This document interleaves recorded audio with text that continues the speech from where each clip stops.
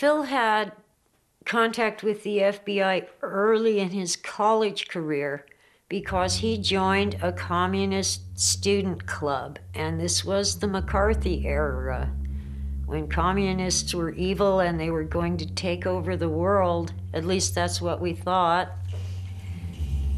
So the FBI came to him not knowing that he was a member of this club, but asking him to spy on his wife Cleo because she belonged to a communist student group.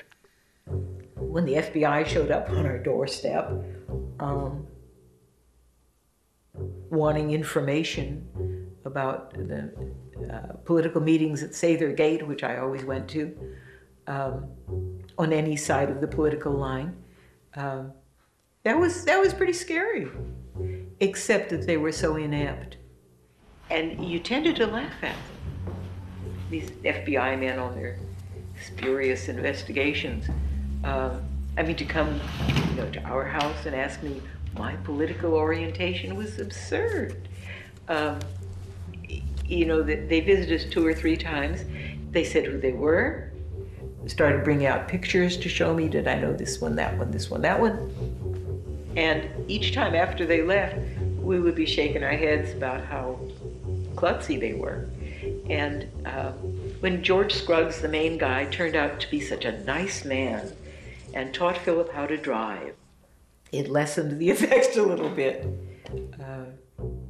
He seemed to take an almost fatherly role with Philip, which was great because he always was able to use a good father figure. But he was a very nice man. And nothing ever came of it after that, except that Philip used that situation in writing a few times.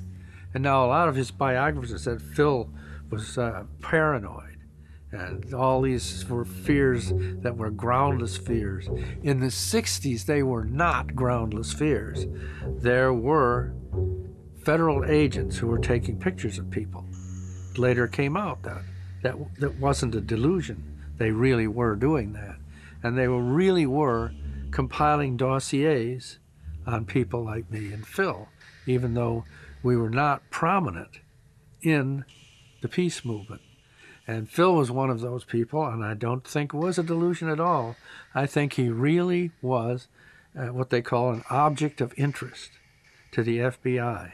At that point, Philip had been working at a different music store.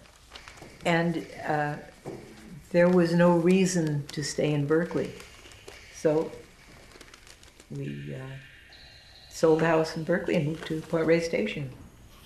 One day this lady appeared at the door who had been married to a poet who turned out actually was a wonderful poet. And that poet had died, and she had heard this kind of literary type had moved into the neighborhood, and she wanted to make a connection, which sounded great to us. From there, a different kind of relationship developed between Philip and her, and one day he announced that he was going to move over to her place. I had heard this writer had moved to town, and I was interested in meeting him and his wife, and we just hit it off. We had instant communication, and the next thing you know, we were involved with each other. During the first years of his marriage to Anne Rubinstein, Philip K. Dick temporarily abandoned science fiction writing to concentrate on his mainstream novels. He rented a small cabin in the country that he named The Hovel, and there he spent months writing, hoping to achieve literary success. During the period when he was writing his mainstream novels and living with Anne, he took amphetamines every day. And he did that so that he could write a lot. He thought that he didn't want to waste his time sleeping, and these things would keep him from sleeping. And they also apparently accelerated his inspiration. Towards the end of our marriage, he was taking tons of stuff. And again, I didn't find that out until after he left. And I got a bill from the druggist for all these strange things. But he could always talk some doctor into giving him whatever he wanted to have. And he knew more about the the drugs than the doctors did. I know that he had a lot of prescriptions in our home, like tons of them. And so I remember seeing those, and I think I remember him taking prescriptions, yeah. At night, he would take amphetamines and he would write. In the daytime, he would help Anne with her jewelry business. She was setting up a jewelry business. Anne made jewelry, and Phil made some of the jewelry himself.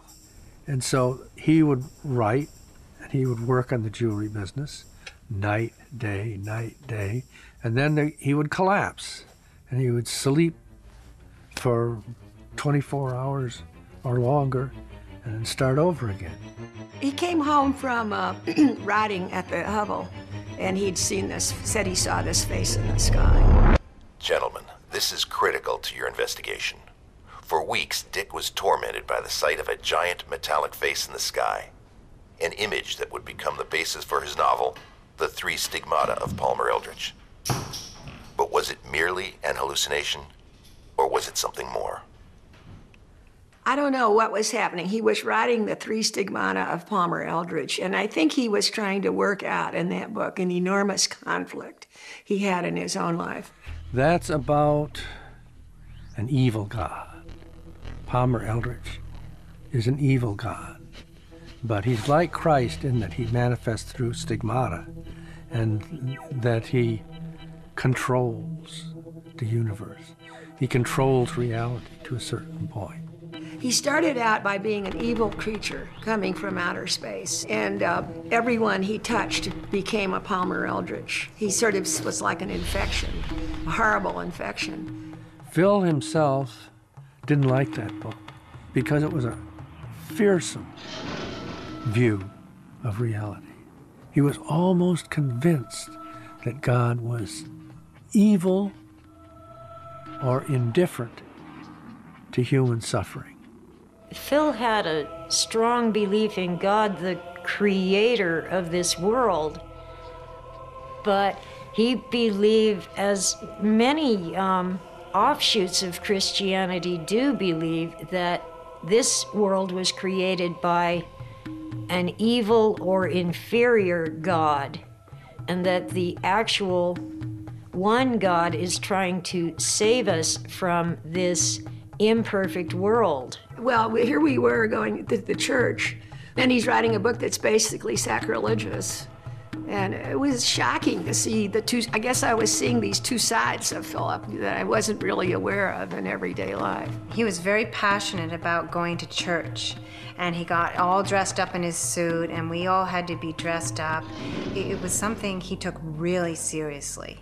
Phil joined the Episcopal Church when he was married to Anne, and they attended the Episcopal Church quite regularly up in Marin County. We decided to go. We were trying to patch our marriage up, which was falling to pieces, and decided to go to the church.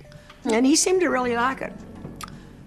And he seemed to stay interested in religion for the rest of his life. You were wrong, Eldritch said. I did not find God in the Prox system, but I found something better. God, Eldritch said, promises eternal life. I can do better. I can deliver it. What's that? Eldritch asked. A King James Bible? I thought it might help protect me. Not here, Eldritch said. This is my domain. He gestured at the Bible and it vanished. Phil liked Anne particularly because she was the ex-wife of the editor of a magazine that was published in New York. And they were the first publishers of Allen Ginsberg, and it was a highly respected magazine. And this guy, who was Anne's ex-husband, was a highly respected literary figure. And Phil's idea was that some of that would rub off on him. And while he was living with her, he wrote a whole series of mainstream novels that were basically intended to please her. You know, he had this woman